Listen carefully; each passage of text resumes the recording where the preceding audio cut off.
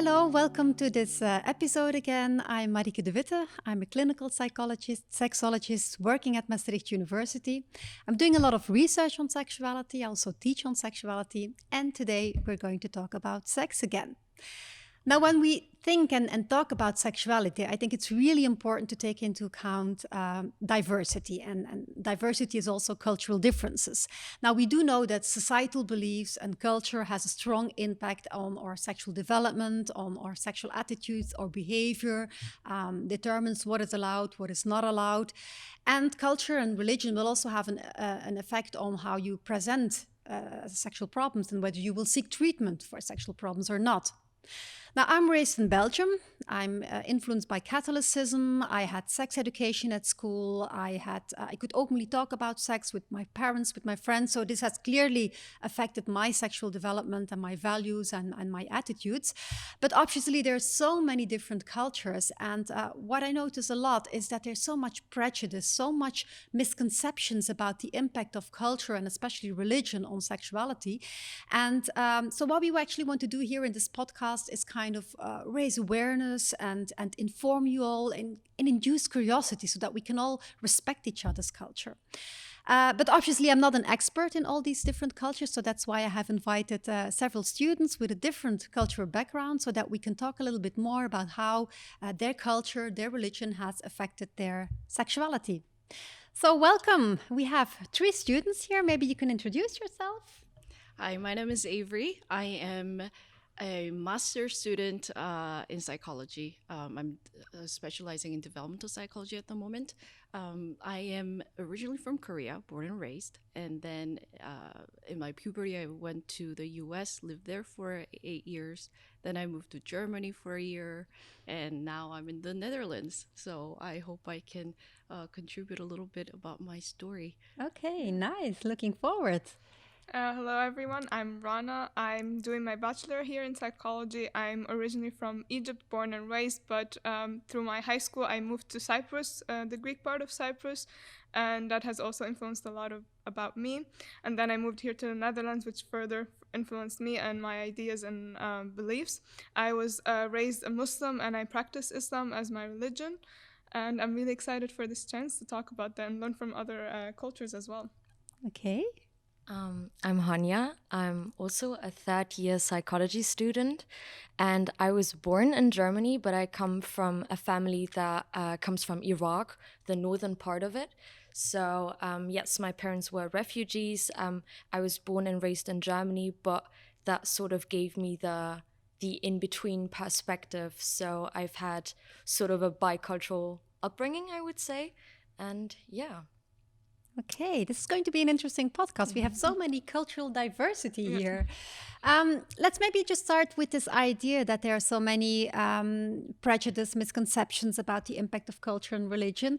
How do you experience this? What are the most common misconceptions regarding your culture, your religion, and how it impacts your sexuality? That's a big question to start I with. know. But let's just say, do you experience this prejudice? Do you know that there is a lot of misconceptions? There's already a lot of misconceptions when just talking about Islam in general. Often people already assume women are oppressed, men are more liberated, men are more likely to have these sexual endeavors, and that's okay for them, but for women it's not. But actually that's not the case. It's both.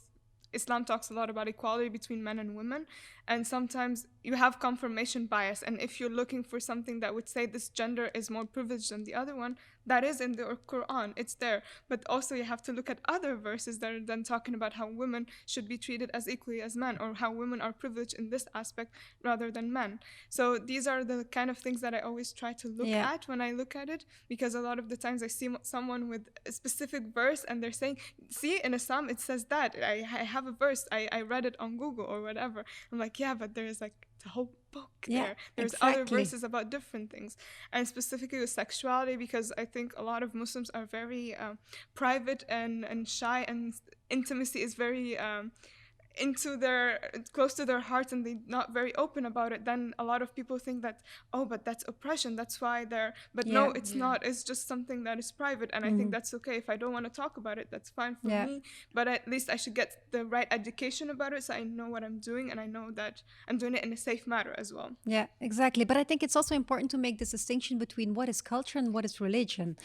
Because you could also say like, people feel shy or sex is a little bit a taboo, but is this a religion thing? Is this purely ascribed to the Islam, or there are sort of cultures who are more closed and who are more preserved and traditional, and in which there's less sexual openness? So I think it's really important that sometimes we make these conclusions about religion while it's actually culture, because the same religion can have a different impact regarding depending on culture. I mean, Honya, you also are raised in a more Muslim culture or Muslim religion. Do you feel that there is a difference between religion, culture, and yeah, definitely. I think especially with Islam, like it's so diverse looking at what country you're actually from.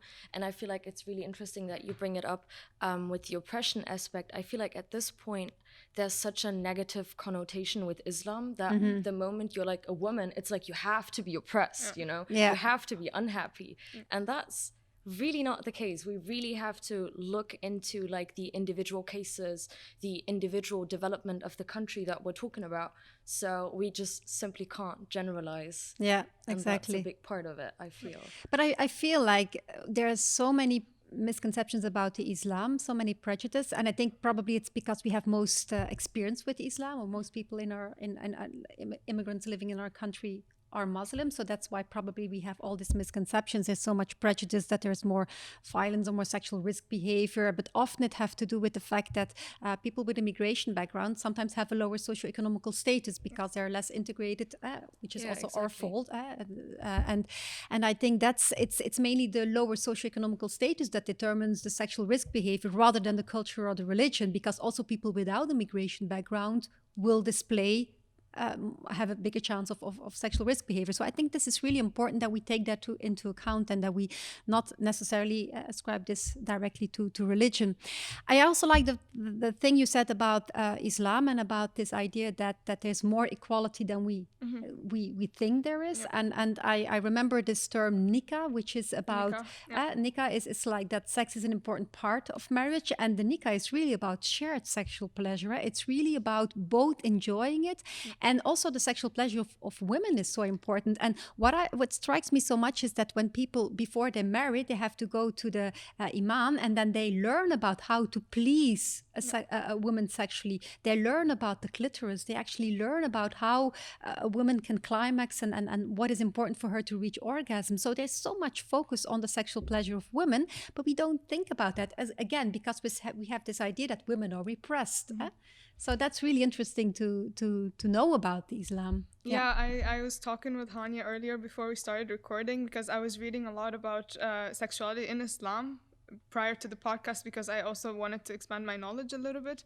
And there's a lot about foreplay. There's a lot about different ways to. So, for example, one of the rules is that you cannot be wasteful. And I kept reading like, okay, how can you not be wasteful? And I read more about it, and it's like, oh, you can use a lot of things. You can use chocolate syrup or ice cream and whipped cream, but just don't waste it. And I was like, wow, I never knew about this. And it talks a lot about the equal pleasure of both the women and the man. And one of the things that they talk about is sometimes for the women, it's not much about the climax part, but it's really about the foreplaying and the experience beforehand. And men are told to first groom themselves, to approach the woman very kindly and pleasurably, so it starts very smooth. And that foreplay is a really big part of it. And I was like, yeah, see, it's for both. It talks about, yes, pleasure for men, but there's a lot for pleasure for women as well. And also coming from a country like Egypt, where if a woman is not pleasured sexually, she can divorce her husband. Exactly. She can file for that and she can divorce them. And then I think when somebody tells me, oh, you're oppressed, it has to be an arranged marriage that you don't want to be in, I'm like, no, that's not the case. Sometimes, yes, these are cases that happen, and I understand this prejudice and discrimination comes from cases that do happen, but it's not generalizable to the whole population. For example, if you talk about one country that has one example, it doesn't mean that there's 1.6 billion Muslims Exactly, around the world. We're not it- all oppressed. It's like you say, for example, also in Egypt, I know that women are much more dominant than we expect or we think, but Yeah. we often have this comparison, for example, with Saudi Arabia, which is also a Muslim country, and there we do know that a lot of women have less rights in general. And so then we have this impression, oh, okay, you see, it's a Muslim country, so women are repressed. And again, this is a difference between religion and culture, because it's just a different culture having a different impact. Yeah. But so we are thinking about Islam. We have a lot of experience with. Maybe Avery, you can share a little bit about what is the most common religion and in Korea. In Korea, about half of the population is religious, and of those half of the population, so out of 50%, 20% is Buddhist, 20% is Protestants, and 10% Catholic. Yeah. And we have long history of Confucianism that has affected our history as well, which has been there, I think, the longest. And so all these religions and mixture has kind of led our people to kind of repress any talk about sex and sexuality. So we are a little bit behind on the openness of the conversation regarding this topic. And Yeah. So if we think about Korea and Asian, are there any restrictions or rules or prescriptions regarding sexuality in your culture? Yes, I can't speak for all of the East Asian cultures, but at least for Korea, about everything is taboo. So any conversation regarding sex, even dating or let's say one night stands, we don't talk about it. With friends, even the closest friends that we grew up with, we don't talk about it. And I don't know how individuals in Korea at the moment think about homosexuality, for example, but dating another for me to date another woman, it's fine. For men to do the same, it's fine. But anything other than that is legally not allowed. For example, marriage or partnership or adopting a child, that is not allowed. And because there's so little conversation about sex, any specific sexual behaviors, for example, anal or blowjobs or anything like that, it's just off the table. Yeah. Nobody talks about it. People may do it, but Right. nobody will talk about it. Nobody will talk about it, and nobody knows about it. I'm not Okay. aware. Yeah. Yeah. So did you ever talk about sex with your parents? Is that common? Or if you say it's a taboo to talk about sex with friends, can children talk with their parents about sex? Perhaps some may, I would believe, but I myself haven't. And I have quite liberal mother, but very conservative father. I never had a sex talk. So there's again this closeness, this restriction when it comes to talking about sex. Maybe Honya, can you also talk about that? How was that in your development? Can you openly talk about sex? I think it's a really interesting thing that I thought about when it comes to speaking about these sort of topics with my family. I feel like, well, I was raised in Germany, so I got the sex education and all that, so it wasn't like taboo per se for my life personally. But still, this is a topic that I don't necessarily would just bring up with my parents, not because I feel like they wouldn't be open to it, but because honestly, I wouldn't be open to do it, but I'm fine with it. Like I feel like a lot of people with like this, with a culturally diverse background have found peace within just having like, I'm going to talk about these sort of topics with these sort of people, with my friends, for example. Yeah. And I'm going to use this for my parents. Yeah, exactly. And yeah. And maybe that's not that different from a Western culture in the sense that also we have sex education at school, and some people will more openly talk about sex with their parents, but there are a lot who are not, even when we have more sexual openness and tolerance. So I think, again, this might be not really, it's more like an individual thing, like how openly can you talk about sex with your parents? Depending on which culture. I mean, some cultures are clearly more restricted. Like you say, it's taboo to talk about sex in Korea. Maybe, Rana, is it in your country, your culture, is it taboo to talk about sex with friends, with parents? It is pretty much a taboo. Like I see a clear distinction when I talk about it here with my friends in the Netherlands or back in Cyprus, and then when I do it in Egypt, because when I do it in Egypt, there's still this, not to get political, but kind of patriarchy. It's that's for men. No, that only men want that, and because women are not taught from kind of like a young age or from puberty a lot about their sexual needs as well, because they have them as well. They just don't think about it and they don't talk about it. And I remember I was 18 and I had a class in Cyprus, and it was a psychology class, and they were talking about masturbation. I had no idea what masturbation meant, and I raised my hand in class as 18 years old and I asked, what is masturbation? And the whole class started laughing. I was like, what happened? And my friends like told me like, oh, it's enjoying yourself, you have sex with yourself. Like, what is that? I had no idea about what that whole concept is. And then I went back to my mom, and I think she was uncomfortable with it and I was uncomfortable with it, but she still tried to teach me and have that conversation. And now whenever I have any question and stuff like that, I'm able a little bit to talk with her, but still, as Honya mentioned, I think I'm the one who's uncomfortable with it. So I keep these conversations mostly with my friends back here in the Netherlands or in Cyprus, but not with my friends in Egypt. I don't know, what about you guys? Do you see this distinction between your friends here and then your friends back home? I would say so. Here or back in America when I used to live there, I didn't have any apprehension to talk about any of this. And we're all curious, to be honest, because who really talks so openly about sex or have been taught by parents how to behave in certain ways.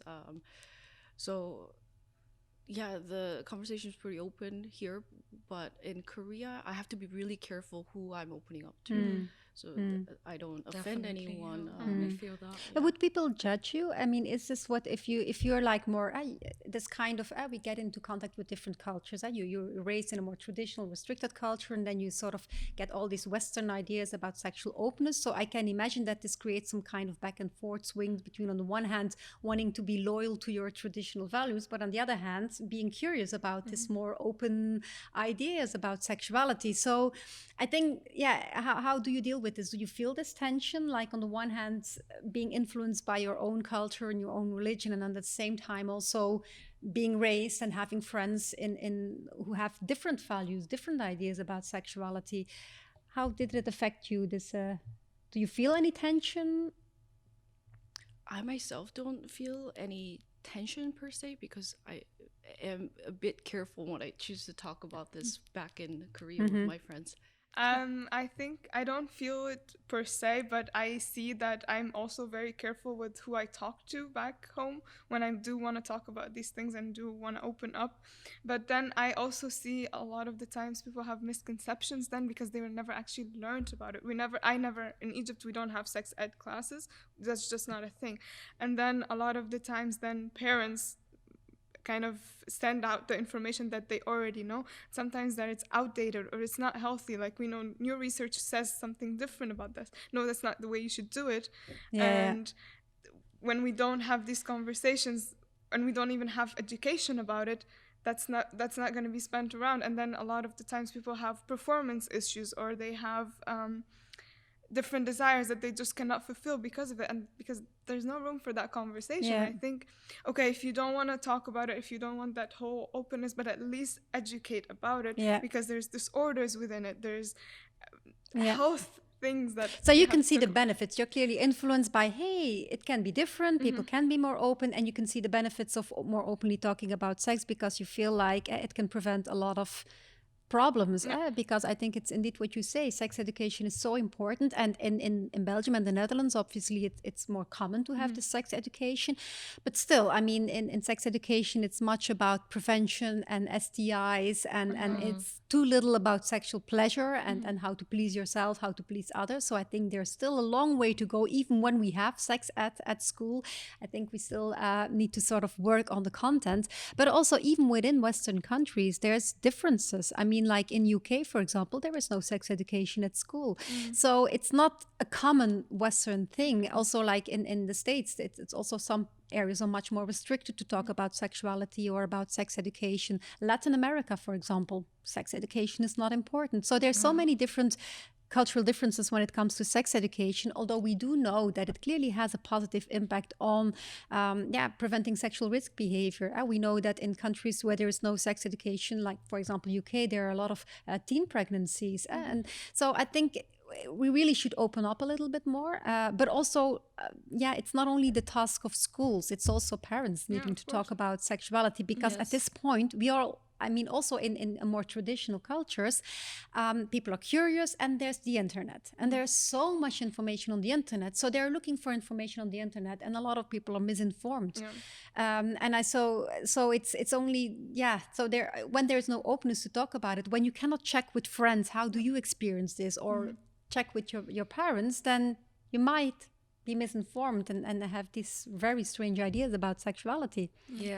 And I definitely agree with that. And I feel like there's an immense pressure for people that have this exposure to multiple cultures, that I feel like there's almost sort of a general identity crisis to go through to find yourself, you know, because you have the Western world that you identify with, you have these cultural aspects that you see, and I feel like it's so like difficult for us especially to just find yourself in this. What are my own norms? What are my values? Before you can even think about how the culture and how the Western culture affects you. You know what I mean? It might create some confusion. Do you think that some people, because of this contact with modernization and Western cultures, that they become even more traditional, and restricted in terms of attitudes and behavior regarding sexuality, as a way to kind of idealize these traditional beliefs as a result of radicalization? Can also have like this backwards effect. I think that happens quite often, actually, because then also a lot of the times when you don't let people then practice it the way they want to practice it, and you put pressure on them to be the way that you want them to be. So for example, if I can imagine someone coming here to the Netherlands, for example, and they're told to be a little bit more open, even though it's something very private to them, and they keep holding on more and more to them, it could result in this radicalization, because they want to keep true to themselves or whatever beliefs and traditional ideas that they have. And then because they see all this openness, they have this anxiety maybe per se, that makes them know, I have to hold on more to this. This is my idea, and I hold close more. I hold close more to that. So I think it could work that backwards, and I've seen it actually with people that when I try to speak with them, it's really that way. No, we have to hold true. No, we cannot let that. But it's also about not us. Losing your identity. Of course, you have a certain identity. You come into another country, and you want to stick to your traditions and identity. You don't want that, because it can be confusing, because there's kind of sometimes a clash between culture at certain points. I mean, there's a lot of common. We don't always have to think about how different we are. We also have a lot of common, but at some, like in terms of sexuality, there can be very much extreme different thoughts and ideas and behaviors, and so that can be confusing for young people who have to find their way in their identity in these different worlds. Now, we were before talking about misconceptions and the idea that Islam and so that there are so many, it's also about women's pleasure, shared pleasure. There's so much positive, but on the other hand, there are also some rules or things that are prohibited. One of the most, I think, striking things is like having no sex before marriage.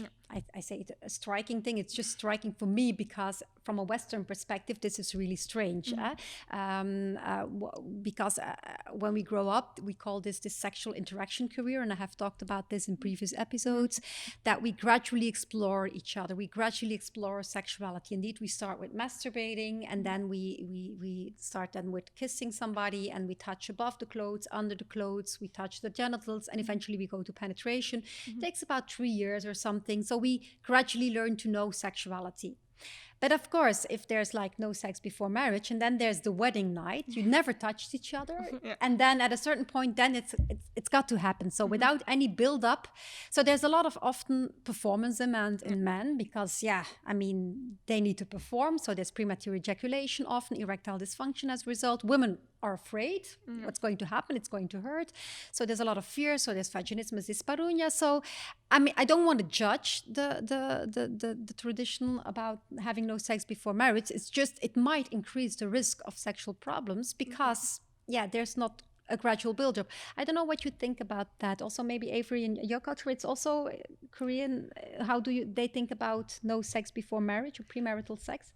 I think people openly expect no sex before marriage, but everyone also knows that that's not very realistic. So it seems that people are doing it, but they don't tell They it. don't talk about it. Yeah. But that's about it. Yeah. Yeah. Would it come along with like extreme judgment by the society in a country like If Korea? it was broken, maybe not the society, but definitely people around them, the close knit family, the immediate family, they will be very disappointed for sure. But nobody will ever talk about it. The family won't talk about it with anyone else unless there's pregnancy, in which case a lot of people just get married. Makes To sense. circumvent that. That's how it used to be also here in when we were strongly influenced by Catholicism. But you say that it seems that people are ashamed that somehow you do it, but you would be ashamed to talk about the fact that you had sex before marriage. Right. Yeah. But would it be a problem, for example, if you had sex before marriage with other partners and then you don't need to be a virgin to marry, or would sort of a male partner expect you to be a virgin? Would that be a reason to cancel the wedding, for example, if you're not a virgin? Perhaps if they are very devout about that belief, Protestants, Catholics, there are cases where people do keep their virginity until marriage, but it's not a very strong belief, let's say. Then it's just more something that is assumed, but not that much judged in the sense. Yeah. How is it in Egypt or in Islam culture? I think, again, we can make the differentiation between culture and religion. So from the religion aspect, for both partners, they're supposed to wait until marriage to have sex with each other. But then there's the culture aspect that sometimes gives a free ticket to men. They're men, that sentence, they're men are men, and they can have a little bit more freedom with it. But actually in religion, it's not this, it's equal for both men and women. They're both supposed to wait. And I know some people abide by that rule and some people actually follow it to the minute. But when we're talking about Islam, a lot of the times, I think I mentioned this earlier, you're supposed to do it slowly. You're supposed to groom first. You're supposed to there's also mutual masturbation is allowed in Islam, so that's something you can start with slowly. And that's where, again, the education part would be very prevalent, because they can learn that that performance and that demand on one night of the first time, and no, that's not the same. For a lot of people, the first time is not that good. It's awkward and it's uncomfortable, and it's a little bit, you have to find kind of a groove for each other. The different, and also even if you've had sex before, different partners like different things. So I think education, again, here will be very beneficial, because then you can learn, okay, I don't have to get so much in my head about performing. I can start slowly. We can start with, again, mutual masturbation or a little bit of foreplay experience. Then you have this gradual build-up. That's how it should be. If you actually listen to it would prevent a lot of problems. Exactly. That's the thing. If you actually listen to the religion aspect of it, that's how it should be. You don't just go straight to it. You're supposed to a little bit groom a little bit. You can have whatever you want to do, foreplay, masturbation. You can do all of that together and start experiencing each other and learning each other's groove, and then you get to that point. It's supposed to be gradual, but a lot of people think like, oh no, it's the wedding night, I have to fully perform, it has to be perfect. And also I think a lot of media put emphasis on that in a lot of movies when it's the first time having sex, obviously. And it's perfect, and it's it's also, there's a lot of emphasis on penetration. Let's just face it, that's what happens. But you do say that, like, in a way, premarital sex, it's forbidden. It's not not pretty much a allowed. taboo. But there seems to be a difference between men and women, because that's something remarkable. And a lot of culture, there's this emphasis on female virginity. Like you have to be a virgin, and it's kind of a means to control the female body and the female sexuality. Because we do see these different rules for men and women. So let me think a little bit more about this gender inequality, these privileges that men have when it comes to sexuality. We do see that in a lot of cultures. So also, for example, men are allowed to marry, they choose a wife and they can marry 4 wives, for example. And it's often this polygamy. How is it like in Korea? Is there also, do you feel that there is this gender inequality? Because we sometimes have this prejudice like Asian women are passive when it comes to sexuality, male dominance. I think there is no visible gender inequality, but I did a little research before this podcast, and I saw that more than 50% of men wanted a virgin wife when they get married. But I don't think there's visible gender inequality at the moment in the society when I walk around the streets talking to my friends. But for example, for marriage, less than 30% of women expect or want a partner, a husband who hasn't had sex before, whereas more than 50% of men expect their wives to be virgin. So there's this unspoken inequality and expectation of male and female when it comes to sexual intercourse. But other than that, I'm not very well aware of specific. But I think on the other hand, you could say, is it like different in Western culture? Because we also have this double sexual standard, right? Exactly. If men have multiple sexual partners, it's okay because they're experienced. But if women have multiple sexual partners, we're a slut. So it's still there. And I don't think that, I think we can see that in every culture that there's some kind of gender inequality. But I think in some cultures it might be more visible. For example, I also think about Latin America, which there's really a macho culture. There's a lot of gender inequality there. A lot of sexual rights are being violated. Women don't have the right to decide on their own body. It's also when we think about what is forbidden. For example, abortion is forbidden in a lot of cultures. It's also like women cannot decide on their own body. Maybe also something that is often in a lot of cultures forbidden is homosexuality. You touched upon it, that you say like. Homosexuality is forbidden. People are not allowed to marry. You can date maybe. That's what we also sometimes see in cultures, that they tolerate the behavior in the sense that, okay, we know that men have sex with men, but it cannot be part of your identity. You have to marry a woman, but you can sort of like, let's tolerate the behavior, but it cannot be part of your identity, and you certainly cannot marry. So you told about in Korea that this is the case, that homosexuality in a way that you cannot marry. Right, they cannot marry. And I just had a little conversation with a friend of mine back in Korea who was born and raised there, and then also went to the US later in life. And what I found shocking was that person had told me that before I went to the US, I actually didn't see homosexual individuals as equal to cisgendered persons. And I went, well, okay, that's shocking, but what made you change your mind? And he said, well, when I went to the States, in my high school, there was not a sex ed, but like a counseling group. So like 10 to 12 students would be sitting with one teacher, and then they would go through and talk about what happened in their week and whatnot. And in that group was a homosexual classmate. And then through that, and then by seeing how his friends around him, who are also cis, talk to that homosexual individual and kind of embracing and just treating them like normal people, that changed his mind.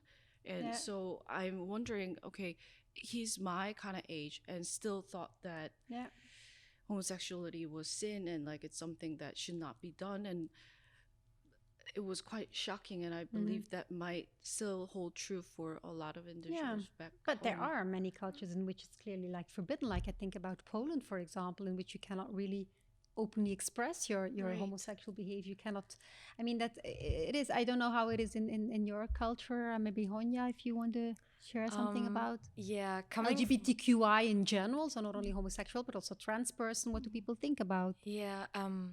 Yeah, coming from Iraq, the north of it, it's like homosexuality is widely unaccepted, I would say. Even though there's like this growing and huge, I feel, community there that is living under the table, society is not accepting of it at all. And I actually have a trans cousin who is living in Iraq and who has transitioned and is still in the process of it.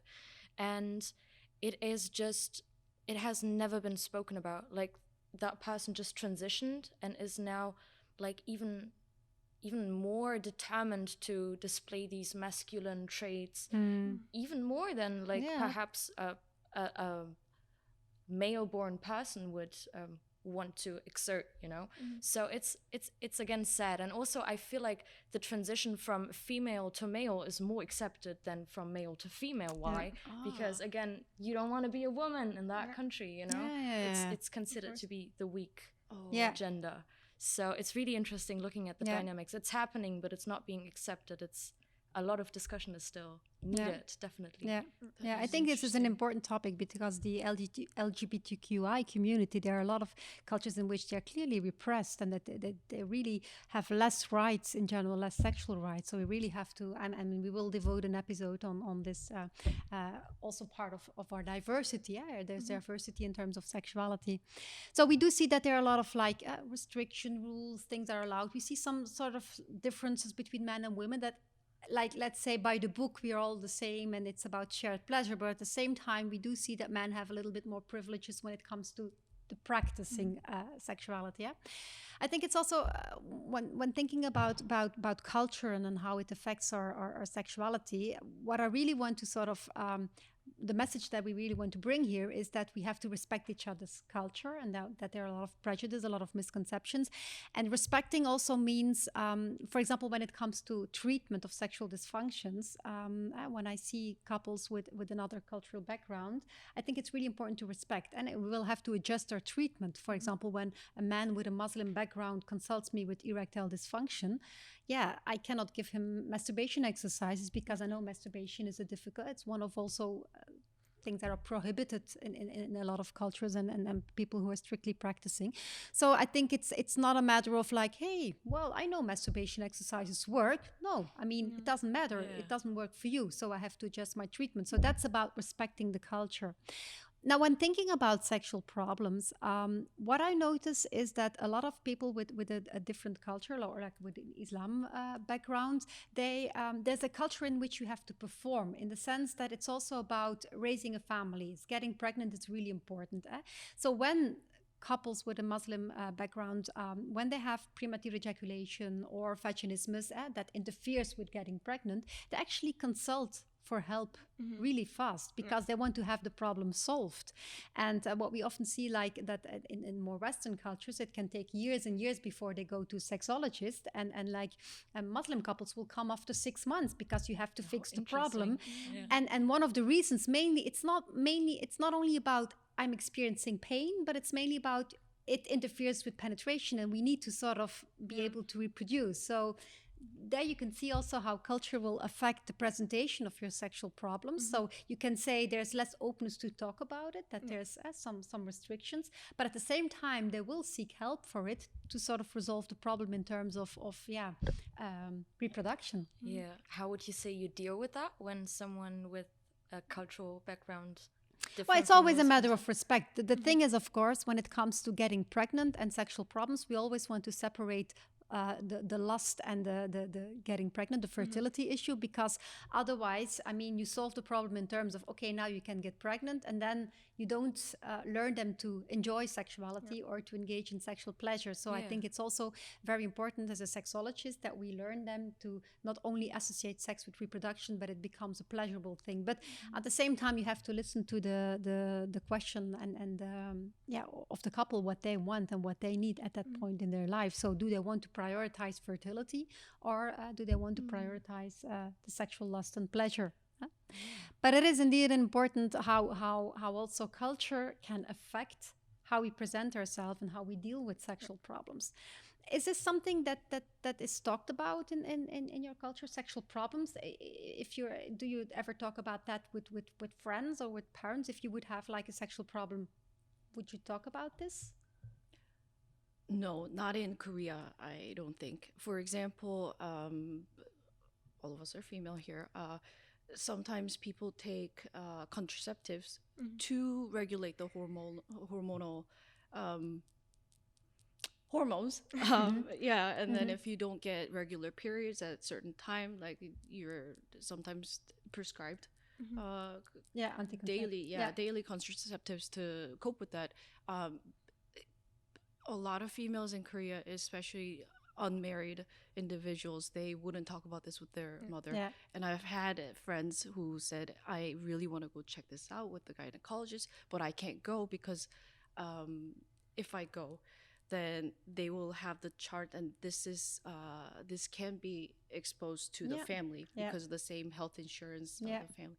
And so they just forgo and never get checked out. Is it like a fear of the family finding out that there's potential intercourse? Or? Exactly, potential intercourse. Because why would you otherwise take contraceptives? Yeah. Okay. Yeah, it's the same in my culture as well. Like contraceptives is just taking when you're married. If it's taken before that, no, you're doing something deviant, and why would you need that? And it's very like that. And in general, going to a gynecologist, you only do that when you get married. And for me, that's mind blowing because you have a lot of issues you should get checked out. And I know so many females that have like horrible menstrual cramps and they never get it checked out, and it's normal because they just don't want to go to a gynecologist. It's not something that you would do. So like I relate to that a lot, and as well. But I have a question. Even if they're 18 years old, that could be shown to the family, because isn't there like an age respect for that as well? Actually, that I think it still can if you are under the family's family's insurance. So in Korea we have national insurance, and then each household is kind of grouped together, and hence the exposure.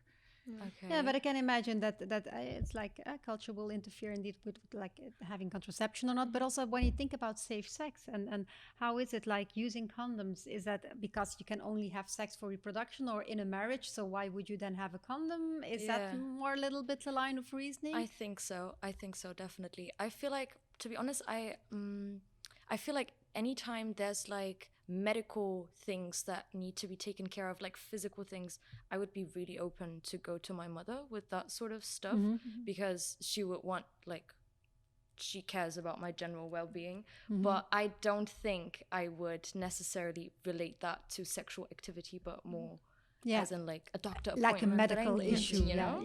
Menstruation. Same. Exactly. So I feel like that's really possible, but it's interesting when you think about. Now, we're talking about culture and respecting each other's culture, but there's some, let's say, in my opinion, exceptions when it comes, for example, to female genital mutilation. I know that in some countries who do it, that they prefer female genital cutting. In my opinion, it's really mutilation. It's really about partial or complete removal of the clitoris, the labia, or infibulation, which narrowing of the vaginal opening, which is a way of controlling female sexuality. It's this idea that it keeps them pure, that it's protecting them against infidelity. But it's, of course, I mean, it's terrible because the clitoris is our sexual organ. So if you just cut the clitoris, then there's no sexual pleasure anymore in women. So we also know that, for example, infibulation, it needs to be opened by surgery or during penetration. So the first times of penetration, you're ripped open. This is really painful. And so obviously, women have a higher chance of having dyspareunia, pain during sex, low sexual desire, because what's in sex? I mean, you don't feel anything, you have no pleasure. So there are a lot of sexual problems, a lot of issues with that. So I think, in a way, I do want to respect all traditional rules, but it really this is an exception for me, female genital mutilation. I don't know, maybe Rana, in Egypt, I know it's a common practice, the female genital mutilation. It was a common practice, and I'm really happy to say that actually our president a few days ago announced that if somebody does it, a doctor or a midwife or whatever, they actually go to prison for doing that. Oh, great. So, Finally we're there. Finally we're there. I know there's a lot of still steps to be taken for women because it's just basic human right. It's her body. It's literally people again controlling women's body. That's all what is it about. It's not in religion, it's not in any aspect, but it's again telling women, no, you cannot enjoy sex. It's that control again over women. You cannot and it's clearly it has nothing to do with Islam. This is a North African practice. It seems to stem from the pharaohs or something. The pharaohs used to do it. The pharaohs used to do it. And I mean, with so many practices that we don't do now from the pharaohs, but this one continued for so long. I mean, but the thing is also that a lot of women don't question the practice. They just do it because it's just what they have to do. So as a young girl, I mean, this is just to be part of your culture. You need to do it, and people don't question it. And I think that's also a big problem, that people started to question it. The only thing that I'm a little bit afraid of, if it's not legal anymore, is there not going to be a lot of illegal practice of people who are practicing? That is the risk. Okay, if they do it in a doctor, in a safe environment with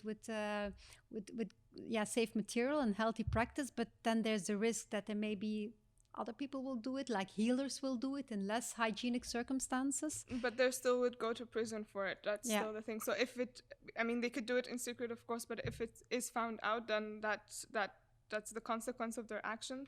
And to go back to the point that you were saying, that sometimes the women just do it, again, education takes part here. Because also a lot of people in Egypt, and sometimes women, are not educated. They don't go to school.